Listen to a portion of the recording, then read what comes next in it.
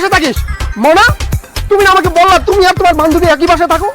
হ্যাঁ জান, ওকে তো আমি চিনি না, ও মিথ্যা কথা বলছে। জান মিথ্যা কথা বলে জান। ওরে বাপরে বাপরে, কত বড় মিথ্যা কথা! ভাইয়া আমি আপনাকে ছবি দেখাচ্ছি, আমার কাছে ছবি আছে। সে আর আমি যে একই বাসায় থাকি সেটা আপনি ছবি দেখলে বুঝতে পারবেন। দেখেন। হ্যাঁ তাই তো, এই ছেলের সাথে তো তোমার ছবি একই বাসার মধ্যে। শুধু তাই না ভাইয়া, আমরা দুজন কি বলে বাড়িওয়ালার কাছে বাসা ভাড়া নিছি জানেন? কি বলছেন?